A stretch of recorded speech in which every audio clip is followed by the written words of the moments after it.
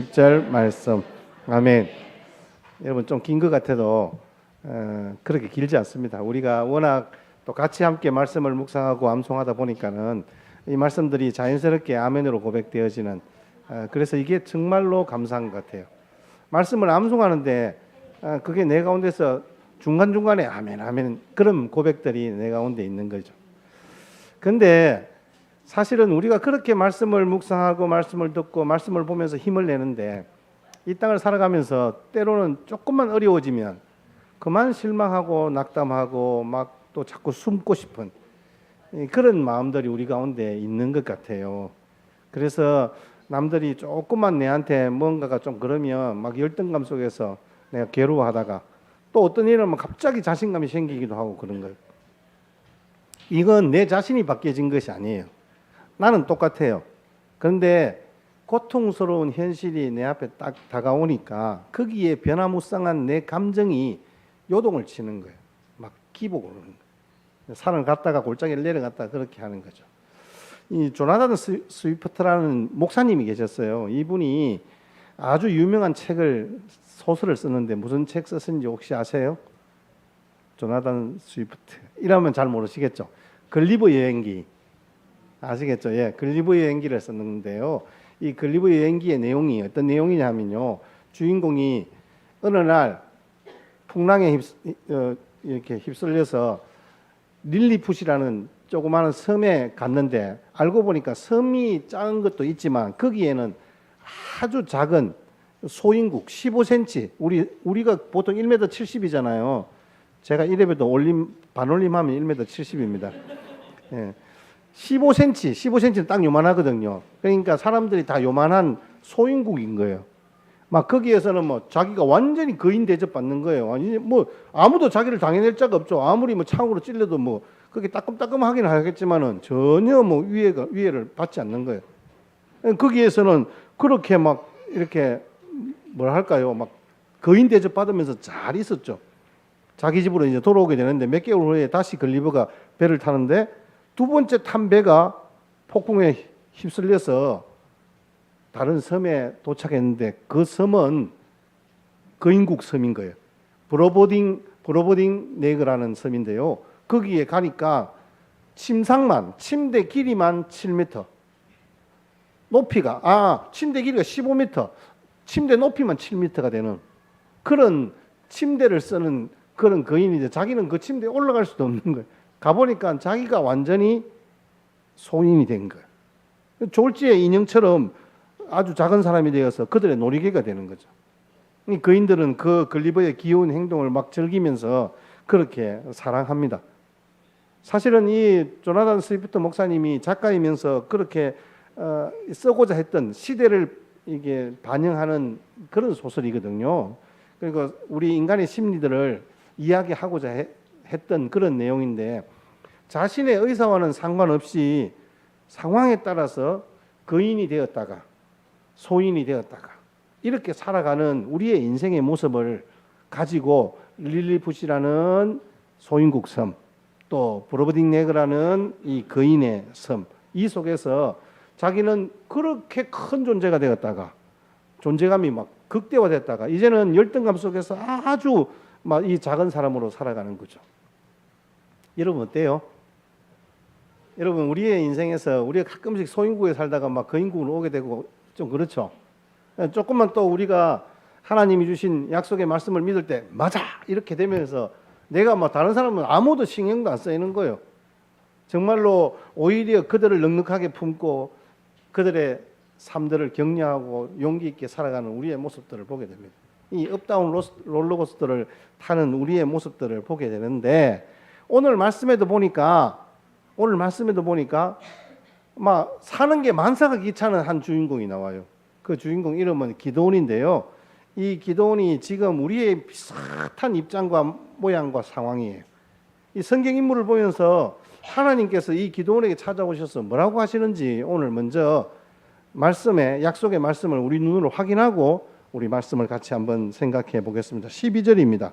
우리 같이 함께 읽겠습니다. 12절 시작. 여호와의 사자가 기드온에게 나타나 큰 용사여 여호와께서 너와 함께 계시도다 하매. 여러분 본문의 오늘 구조를 가만히 보시면요, 짧은 구절입니다. 5구절밖에 되지 않지만 6구절밖에 되지 않지만 사실은 기도원 자기 이야기는 막 길게, 그 다음에 막 할 거면 할 말 다 합니다. 근데 하나님은 딱 짧게 2마디, 오늘 12절 16절 딱 그렇게 하나님께서 말씀하시는 거예요.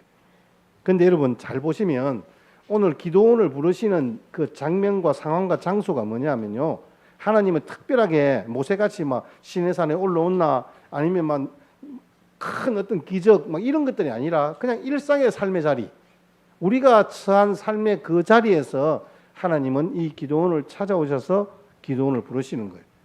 사실 사사기에 등장하는 사사들은 하나님께서 사사로 누군가를 세우시기 위해서 그들을 직접적으로 찾아오시고 어릴 때부터 키우시고 막 특별한 어떤 기적들을 보여주시고 이러거든요. 근데 이 기도원은 안 그래요. 기도원은 그냥 기도원이 지금 동굴같이 몰래 숨어 있는 그곳에서 삶의 괴리와 상처 때문에 힘들어하는 이 기도원을 찾아오셔서 기도원에게 말씀하시는 거예요. 이 신앙적인 침체와 해결되지 않는 그 문제에 매몰되어 있는 우리들의 모습과 너무너무 비슷한 상황이에요. 오늘 말씀해 보니까요, 이스라엘 백성들이 하도 미디안 사람들이 찾아와가지고 추수할 때만 되면 찾아와가지고 자기들 양식 뺏어가고 때리기도 하고 막 죽이기도 하고 이런 상황이 되니까 전부 다 어디 갔냐 하면요, 산 밑에 굴을 파고 거기에 숨어 있는 거예요. 동굴 속에 파묻혀 있는 그런 그들의 모습을 주님께서 잘 아셨어요. 보고 계셨어요. 오늘 우리는 어때요? 우리도 우리 인생의 동굴을 파고 있는 모습들이 너무 흡사하지 않습니까? 그런데 우리에게 찾아오셔서 어떻게 말씀하시느냐 하면 우리의 삶의 자리에 찾아오신단 말이에요. 오늘 말씀처럼 큰 용사여 일어나라라고 말씀하고 있는 거예요. 하나님의 말씀을 전하는 메신저로서 하나님의 말씀을 전하기 위해서 기도원을 사사로 부르고 있는 거예요. 하나님의 사자가 기도원에 찾아갔을 때 지금 기도원은 어디에 있었다고요? 오늘 말씀 여러분 한번 11절 말씀입니다. 11절 말씀 다 같이 읽겠습니다. 시작. 여호와의 사자가 아비에셀 사람 요아스에 속한 오브라에 이르러 상수리 나무 아래에 앉으니라. 마침 요아스의 아들 기드온이 미디안 사람에게 알리지 아니하려 하여 밀을 포도주 틀에서 여러분 오늘 등장하는 이 두 도구가 나오는데 하나는 장소가 나오는데 하나는 타작마당, 하나는 포도주틀, 포도즙틀. 그러니까 하나는 타작을 하는 마당이고요, 하나는 포도즙틀이에요. 여러분 그림에 보시다시피 위에는 아주 넓은 운동장은 아니지만 아주 넓은 마당에서 적어도 우리 교회 마당 정도는 충분히 되는 거죠. 여기에서 타작을 하는 거예요. 이 타작을 할 때는 어떻게 하냐면 타작을 하는 큰 신발을 신고 거기를 밟기도 하고 우리같이 도리깨질로 때리기도 하고요. 그리고 소를 가지고 거기에 있는 소들을 멍에 메어서 이렇게 돌립니다. 그러면 그게 타작이 되는 거예요. 옛날에는 우리같이 뭐 타작기가 있는 건 아니잖아요. 그런데 가만히 보십시오. 밑에는 꼭 아주 작은 우리 욕조 같죠. 욕조 같죠. 이게 포도즙 털이에요. 여기에서 신발을 벗고 들어가서 포도주를 놓고 으깨는 거예요. 그러면 경사가 져서 아래로 이렇게 포도즙이 모이는 거예요. 그러면 포도즙 털에는 양쪽에 벽이 있어요. 그래서 사람들에게 사실은 잘 안 보여요. 저기 안에 들어가서 포도즙을 짜는 게 아니라 이 기도원이 지금 막대기 하나 들고 거기 가서 지금 타작을 하고 있는 거예요. 두드리고 있는 거예요. 그 두드리는 것도 막 크게 두드리면 소리가 날까 봐서 막대기로 톡톡톡톡 지금 치고 있는 거예요. 여기에서 타작하다라는 단어는 하바트라는 단어인데요. 포도즙 틀에서 타작하다 이 말이잖아요. 그러면 그것은 막대기로 치다라는 뜻입니다. 이 탁 트인 마당에서 막 타작용 신발이나 그런 마차나 황소를 이용해서 밟는 게 아니라 가난한 사람들이 주로 이 밀수확을 할 때 사용하는 방법이에요. 가난한 사람들이 밀수확할 때 막대기로 치는 이유는 뭘까요? 뭘까요? 가난한 사람들이니까 당연히 밀에 수확한 양이 아주 적다는 거죠. 뭐 한 이만큼? 그럼 그거 하루 종일 타작으로 그냥 막대기로 그냥 이렇게 치는 거예요. 뭐 다른 기구가 필요가 없는 거죠. 사실은 워낙 이 미디안 사람들이 압제하고 빼앗아가기 때문에 타작할 밀도 많지 않았다는 것 의미도 있고, 첫 번째는. 두 번째는 이 기드온이 지금 소심하고 부정적인 성격과 성향 때문에 숨어서 지금 들키지 않으려고 그렇게 타작하고 있는 거예요. 왜냐하면 들키면 까딱 잘못하면 양식을 빼앗기는 것뿐만 아니라 목숨까지 잃을 수 있으니까 지금 이렇게 숨어서 타작하고 있는 이 기막힌 장면이 여러분 머릿속에 그려지시죠? 이 미디안 사람들한테 속수무책 틀리는 그 모습을 여기저기서 본 이 기드온이 오죽했으면 소리도 소문도 내지 않고 숨기듯이 땅에 묻은 그 포도주 틀에서 타작하려고 하겠습니까? 기드온도 별 수 없는 범부지요. 평범한 그냥 농부일 뿐입니다. 기드온 역시 어깨도 펴지 못한 채 숨죽이는 세월을 살고 있는 거예요. 이런 기드온의 형편을 아는지 모르는지 하나님께서 사자를 보내어서 큰 용사여라고 12절에 여러분 다시 보십시오. 큰 용사여 여호와께서 너와 함께 계시도다 하잖아요. 이 큰 용사라는 호칭은 미디안을 두려워하면서 몰래 타작하고 있는 기드온의 모습과는 뭔가가 안 맞습니다. 괴리감이 있어 보이죠. 그렇게 주눅들어 있는 기드온에게 여호와의 사자가 나타나서 막 그렇게 마이티 워리어 큰 용사여 이렇게 이야기한다. 이게 안 맞는 거죠. 용감무쌍한 능력의 용사여 이렇게 부르는 거예요. 어느 누가 기주고 있는 그 일개 범부한테 용감무쌍한 전사라는 호칭을 쓸 수 있겠습니까? 그런데 하나님이 이 기드온을 그렇게 부르시는 거예요.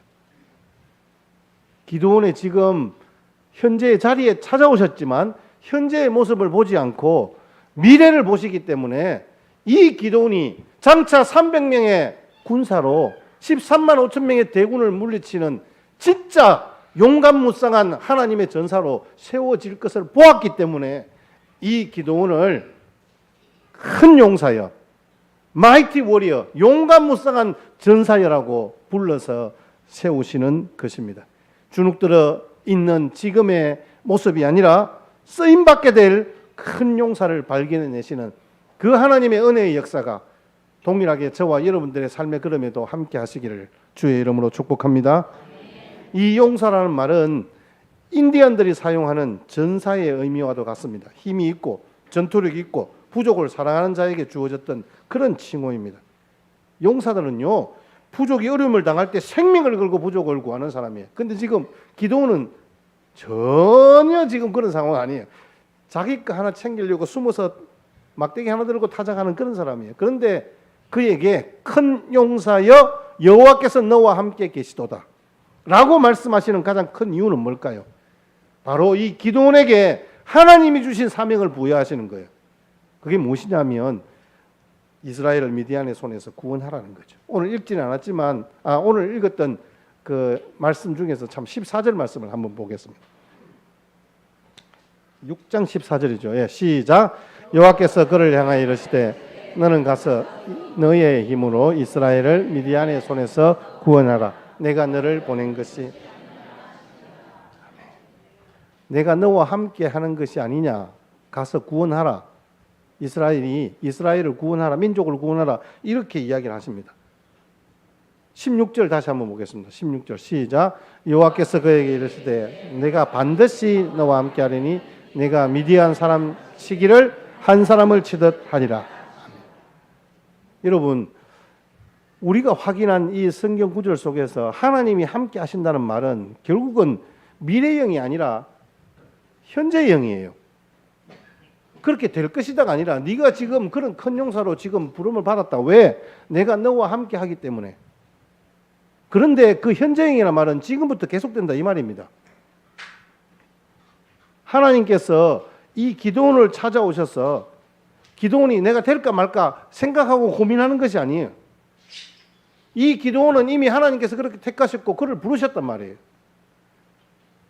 저와 여러분들이 하나님 앞에 부름을 받아 귀하게 쓰임받는 것은 스스로가 대단해서가 아니라 하나님께서 찾아오시고 우리를 큰 용사로 불러주시고 믿음의 사람으로 우리에게 사명을 부여해 주셨기 때문에 저와 여러분들이 큰 용사가 된 줄 믿습니다. 그래서 오늘 이 시대에 믿음의 큰 거인으로 살았으면 좋겠다라고 하는 것이 오늘의 메시지입니다. 나와 함께 하시는 하나님을 바로 알고 경험한다면 어떤 상황 속에서도 두려워하거나 낙심할 이유가 없는 거예요. 여러분 용기를 내십시오.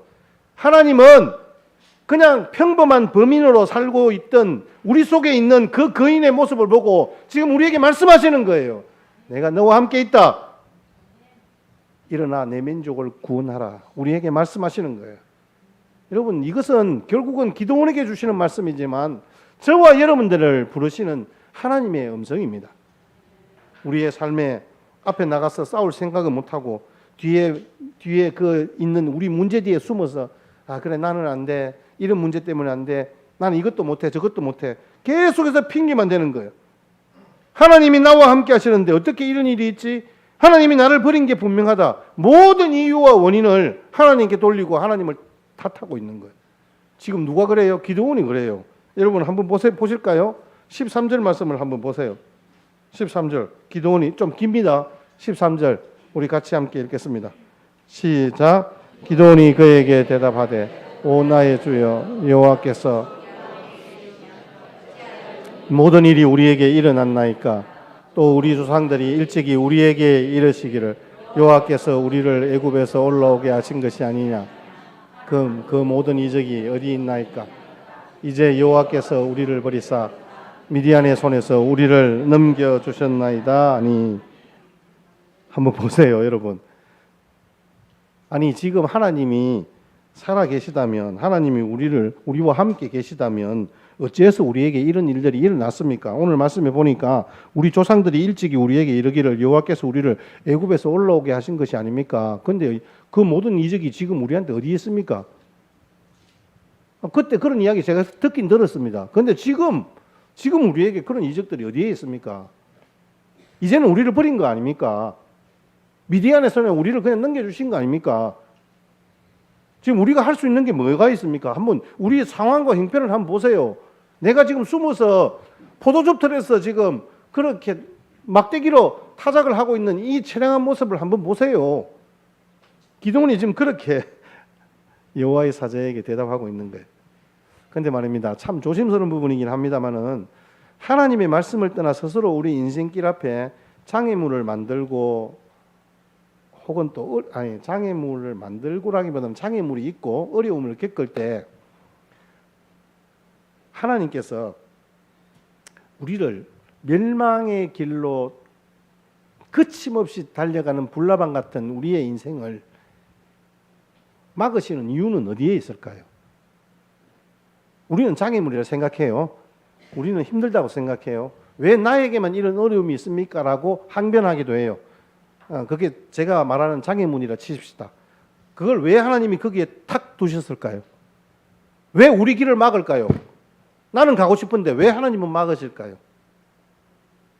하나님이 살아계시다면 나한테 왜 이런 어려움을 겪게 하십니까? 하나님의 말씀이 의심도 되고 하나님이 우리를 떠났다고 느껴질 때가 한두 번이 아닙니다. 그런 거예요, 여러분. 왜 그럴까요? 하나님이 함께 하시기 때문에 가능한 일이에요. 아니, 하나님께서 우리를 살리시기 위해서 다시 사명을 부여하시고 이 시대를 살리는 믿음의 큰 거인으로 우리를 세우시기 위해서 하나님께서 때로는 우리 가운데 장애물을 두시기도 하고 어려움을 겪게도 하신다는 사실입니다. 여러분, 이 사실들이 오늘도 우리 가운데서 정말 아멘되어졌으면 좋겠습니다. 장애물로 보였던 것들이 장애물이 아니라 세상을 이기신 주님 안에서 축복의 통로로 사용되어진다는 사실을 여러분 아십니까? 약속보다 상황을 먼저 두려워했던 야곱 이야기 우리 수요일 날 살펴보았잖아요. 여러분, 하나님의 약속보다 상황을 두려워하면 우리 가운데 당연히 그것을 문제로 보는 거예요. 장애물로 보는 거예요. 그러니까 두려움이 찾아오는 거예요. 반복된 두려움으로 실패를 거듭할 수밖에 없는 거죠. 그런데 하나님께서는 오늘 기도원을 찾아오셔서 뭐라고 이야기하냐면 하나님이 함께 하심이 우선이다라는 거예요. 하나님께서 함께 하신다는 확신만 있으면 모든 것들은 부수적인 문제라는 거예요.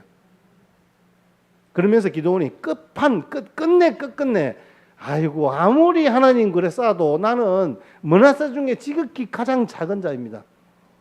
다른 사람들은 그래도 뭐 할 만한 능력이 있고 조건이 될지 몰라도 나는 도대체가 안 됩니다라고 이야기를 합니다.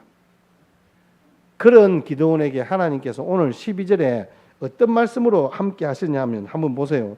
오늘 6장 12절에 보면 우리가 볼 때는 기드온에게 나타나 이르되 큰 용사여 여호와께서 너와 함께 하시기로 이렇게 나오잖아요. 영어 성경에는 여호와의 함께 하심이 네가 큰 용사다 이렇게 번역됩니다. 하나님이 함께 하시기 때문에 큰 용사인 거예요. 여러분 우리가 성경을 바로 봐야 됩니다. 내가 반드시 너와 함께 하리라 그렇게 16절에 동일하게 약속을 하시는데 지금 기드온이 할 수 없다고 하는 이유 맞습니다. 지금 형편 맞습니다. 하나님이 버리신 것 같기도 하고 자기가 므낫세 지파 중에서 지극히 약한 자, 가장 약한 자인 거 맞습니다. 그런데 하나님께서 함께 하심이 큰 용사다라고 말씀하시는 거예요. 하나님께서 지금 함께 하심은 함께 하신다는 의미는 기드온에게 능력이 있는 것이 아니라 하나님의 능력이 미디안보다 강해요. 자, 그렇다면 기드온에게 있는 것은 하나님이 함께 하심이잖아요. 그러면 기드온에게 있는 능력과 힘은요, 미디안을 이길 수 있는 거예요. 지금 여호와의 사제가 거듭해서 그 이야기를 하고 있는 거예요. 그래서 여호와께서 너와 함께 계시도다라는 그 말씀이 기드온을 지금 큰 용사로 부르고 있는 거예요. 여러분, 저와 여러분들이 하나님의 사명 때문에 오늘 이 자리에 섰습니다. 하나님의 사명이라는 것은 하나님이 맡겨주신 사명이에요. 그러면 하나님께서 우리가 그 사명 감당할 수 있도록 우리와 함께 하시는 힘과 능력을 공급해 주시는 거예요. 아니, 하나님이 함께 하시기 때문에 내 안에 있는 하나님의 힘이 그것을 이기게 하시는 거예요. 찾아볼까요? 오늘 말씀 보십시다. 오늘 여기에 보니까 14절 말씀 같이 한번 더 읽겠습니다. 시작. 너는 가서 이 너의 힘으로 이스라엘을 미디안의 손에서 구원하라. 내가 미디안의 손에 너의 힘으로 구원하라 그러잖아요. 요것만 딱 보면 기드온에게 뭔가 전투력이 있는가 보다. 뭔가 머리가 똑똑한가 보다. 이렇게 생각하는데 여기에 말하는 너의 힘은 하나님이 기드온과 함께 하기 때문에 이제는 기드온의 자신의 힘이 아니라 기드온 안에 있는 여호와의 강력한 능력과 힘이에요. 그 하나님의 능력이 이스라엘을 미디안 손에서 구원하게 될 것이다라고 말씀하고 있는 거예요. 기드온은요, 자격 없는 말 그대로 소심하고 부정적인 그런 사람입니다. 그런데 지금 하나님이 찾아오셔서 기드온을 큰 용사로 부르시는 거예요. 여러분, 기드온의 위대한 성전 이야기는 그렇게 하나님으로부터 시작되고 있습니다. 오늘 말씀 속에서 스스로 작다고 여기고 있는 이 기드온 속에 깊이 잠들어 있는 거인을 깨우시는 하나님을 만나게 됩니다. 기드온은 스스로 결코 작은 자라고 생각하고 어기소침해서 포도주 틀에서 그렇게 밀을 타작하고 있지만 하나님이 주신 부여된 사명이 있기 때문에 그렇게 가는 거예요. 로버트 슐러 목사님이 상처를 역전시키라는 책을 썼는데요. 그 책에 보면 책에 나오는 이야기입니다. 이 이야기는 그분만 쓴 이야기는 아니라 이제 실제로 있었던 일이니까 이란에 가면 테헤란에 아주 큰 궁궐이 있습니다. 궁전이 있습니다. 그 왕궁에 가면 이렇게 돔 형태로 되어 있는데 천장이 반짝반짝 다이아몬드를 박아놓은 것처럼 그렇게 반짝반짝 빛난대요. 사람들이 막 그거 보면 정말로 눈이 막 휘둥그레진대요. 근데 그 천장이 그러면 여기는 뭐 석유가 많은 나라 부자라서 그렇게 이렇게 비싸게 짓는가 보다 이렇게 생각하는 아니에요. 그게 아니고 그건 다이아몬드가 아니라 그 천장을 장식한 것은요 거울이래요. 거울. 왕궁을 지으면서 프랑스에서 그때 그 당시에 정말 가장 큰 거울을 주문해서 가지고 왔는데 도착하기 전에 그 거울이 와장창 다 깨져버린 거예요. 건축가는 쓸모없게 된 거울 조각을 버리려고 했어요. 그때 옆에서 일을 돕던 한 사람이 건의를 했답니다. 깨진 거울 조각을 잘게 부수어 모자이크를 하면 훨씬 더 아름답지 않겠습니까? 건축가는 깨진 그 유리 조각으로 일일이 그것을 모자이크 해 나가는 거예요. 그러니까 천장에 붙여놨는데 햇빛이 창문을 타고 탁 들어올 때 그 왕궁 전체가 정말로 다이아몬드 안에 있는 어떤 존재처럼 막 환하게 반짝반짝 빛나는 거예요. 햇빛이 반사되자마자 마치 다이아몬드처럼 찬란한 빛을 반사하는 거예요. 여러분, 하나님의 은혜는 이렇습니다.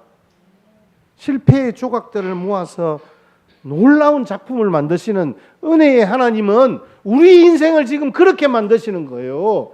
하나님의 은혜의 빛이 비치면요, 깨어진 거울 조각 같은 조각난 우리의 마음도, 아니 우리의 인생도 하나님은 놀랍도록 변화시키시고 빛나는 인생으로 우리를 세우신다는 말씀입니다. 여러분, 우리가 처해 있는 상황보다 하나님이 함께 하심이 먼저인 줄 믿으시기를 주의 이름으로 축복합니다. 여러분, 그렇습니다. 우리 깨어진 인생일 수 있습니다. 상처난 인생일 수 있습니다.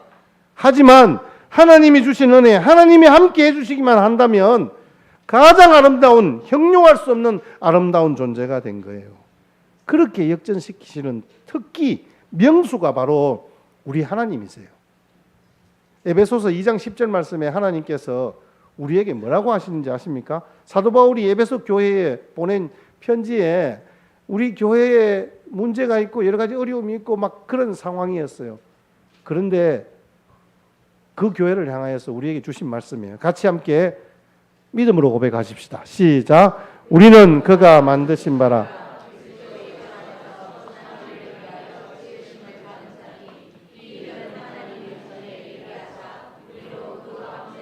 행하게 하려. 아멘. 저와 여러분들은 예수 그리스도 안에서 선한 일을 위하여서 지원받은 하나님의 자녀인 줄 믿습니다. 하나님이 예비하셨습니다. 그래서 우리는 하나님의 작품이다, 그렇게 말씀하시는 거예요. 우리는 하나님의 메이트피스예요. 우리는 조각조각난 거울이지만 그것이 다이아몬드보다 더 빛날 존재로 우리를 그렇게 세우셨다는 말씀입니다. 하나님의 형상대로 지원받은 사람들입니다. 죄의 형벌을 받아서 멸망받아 지옥에 갈 인생이지만 우리를 구원하시기 위해서 예수 그리스도의 보혈의 십자가의 은혜로 예수 생명의 값을 치르시고 우리를 구원하셨어요. 그래서 우리의 값어치는 1억 2억이 아니라 10억 100억이 아니라 우리는 예수님 짜리들인 거예요. 예수 그리스도의 목숨과 바꾼 존재들입니다. 여러분 각자가. 그래서 우리는 우리 자신이 하나님 앞에 얼마나 놀라운 존재이고 값비싼 존재이고 하나님의 능력으로 하나님의 놀라운 그런 역사를 이룰 수 있는 자임을 인식하지 못하기 때문에 계속 우리는 거인국과 소인국을 왔다 갔다 하는 거예요. 아니에요, 여러분. 우리는 하나님의 자녀가 되었고 능력의 하나님, 전능하신 하나님이 나의 아버지가 되고 그 하나님이 내 안에 성령으로 함께 하시는데 내가 그 작은 시험에 넘어지고 쓰러지고 조그만 고난에도 누군가 던질 한마디에도 상처받았다고 시험받았다고 그러면 매번 못한다, 안 된다, 할 수 없다. 그건 여러분 우리는 신앙생활이 아니죠. 사단은요 늘 우리의 그런 약점을 공격합니다. 그래서 우리를 낙심시키고 주저앉게 만듭니다. 아무것도 할 수 없다라고 생각하게 만듭니다. 내 팔자야, 네 꼬라지를 알아라. 계속해서 우리에게 그렇게 이야기하는 거예요. 네 운명이란 말이다. 너는 절대 좋은 부모가 될 수 없어. 너는 절대 좋은 배우자 될 수 없어. 네 가정은 변하지 않아. 아닙니다. 하나님께서 우리를 하나님의 자녀로 택하셨고 우리를 그렇게 만들어 가시는 거예요. 우리의 눈으로 볼 때 우리가 깨어진 인생이고 우리가 조각난 인생일 수는 있어요.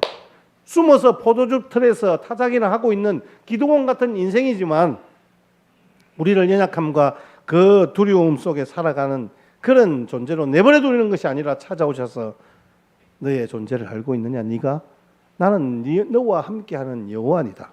그래서 너는 큰 용사다.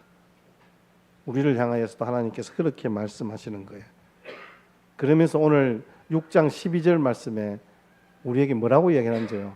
하나님께서 딱 이 뭐랄까요? 이 보증까지 딱 해주세요. 다시 한번 12절, 6장 12절 같이 고백하며 믿음으로 선포하십시다. 6장 16절 시작. 여호와께서 그에게 이르시되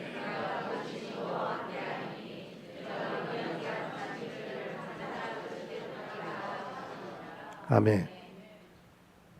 반드시 보십시오. 반드시 너와 함께하리라. 자꾸 기도원이 핑계를 대니까 하나님께서 좀 답답하셨던 거 봐요. 그러니까 반드시, 이 말은 끝까지라는 뜻입니다. 이 말은 무슨 말이에요? 네가 무슨 핑계를 대든 네가 무슨 입장과 상황이든 그거는 상관없이 나는 너를 지키는 사람이다. 나는 너와 함께하는 여호와 하나님이다. 그렇게 말씀해 주시는 거예요. 계속 못한다고 이야기하는데 여러분 성경 인물 팍 떠오르지 않습니까? 모세도 그랬잖아요. 호렙산에서 부르실 때 뭐 하나님 이거 안 되고 저거 때문에 나 말도 못하고 아무것도 못해요. 내 뭐 실패한 거 보셨잖아요. 40년 동안 이 광야 그 시골 촌뜨기로 살았던 사람인데 무슨 뭐 이스라엘을 구원합니까? 내가 뭐 어떻게 나는 할 수 없습니다. 근데 하나님께서 어떻게 됐어요? 함께 하시는 하나님의 역사를 보여주셨잖아요.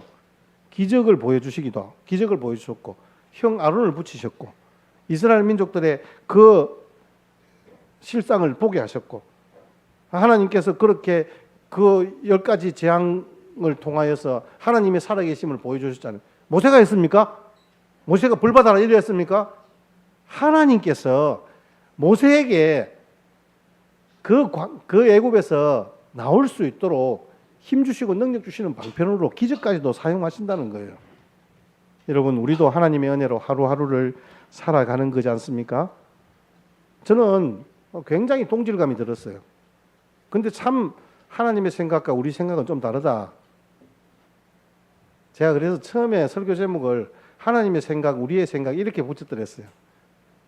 근데 그거 너무 좀 이렇게 좀 편가르게 하는 것 같아서 하나님께서 우리에게 주신 약속의 말씀을 믿고 우리 속에 있는 믿음의 큰 거인을 깨울 수 있는 그런 하나님의 사람으로 세움받았으면 좋겠다. 이 마음이 있어서 설교 제목을 내 안에 있는 믿음의 거인을 깨우라. 그렇게 제가 정했습니다. 하나님께서는 우리 보고 가라고 하셔요. 이것을 해라라고 사명을 주실 때 항상 약속하시는 분명한 말씀은요. 내가 너와 함께 하겠다는 거예요. 예수님께서도 제자들에게 그냥 너희들 잘 먹고 잘 살아라 이게 아니고 내가 너와 함께 하겠다. 너는 땅끝까지 이르러 내 증인이 되라. 그렇게 말씀하시는 거예요. 모든 족속으로 제자를 삼아라.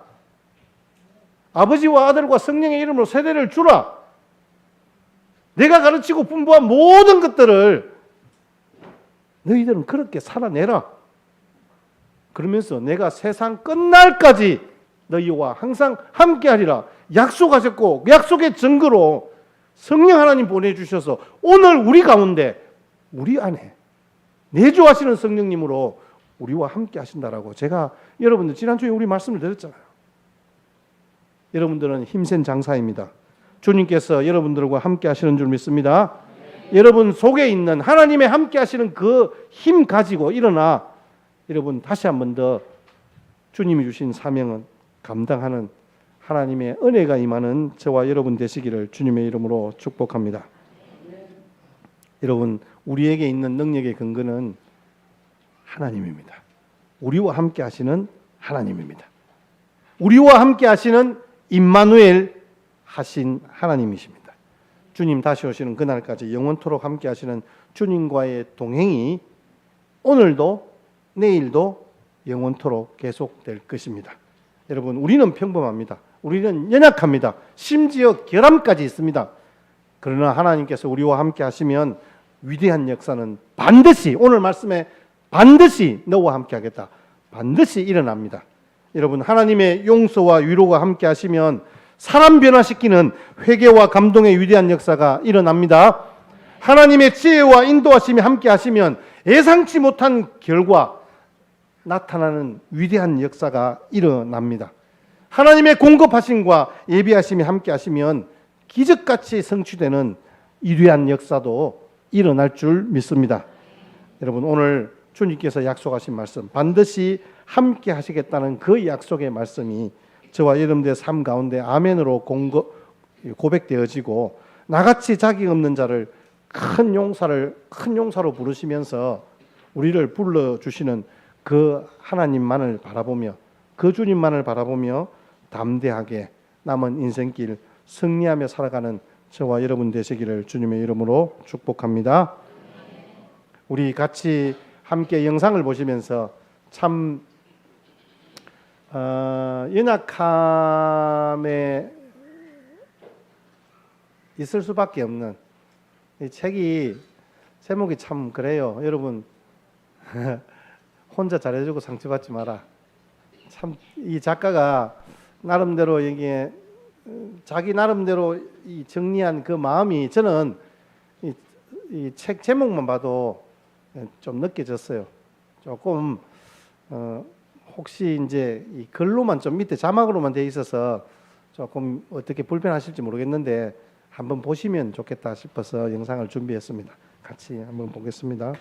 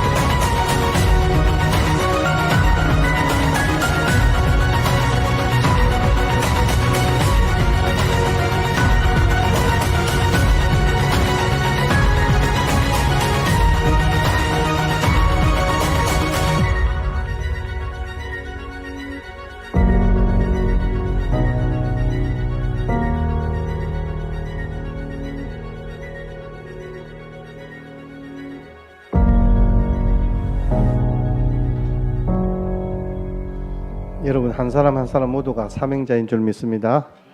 예수가 함께 계실 때 주님이 주시는 그 함께 하심의 능력과 힘이 나라와 민족을 구원했던 기도원처럼 저와 여러분 이 시대를 깨우는 믿음의 거인으로 우리를 세워주실 줄 믿습니다. 우리 찬송가 325장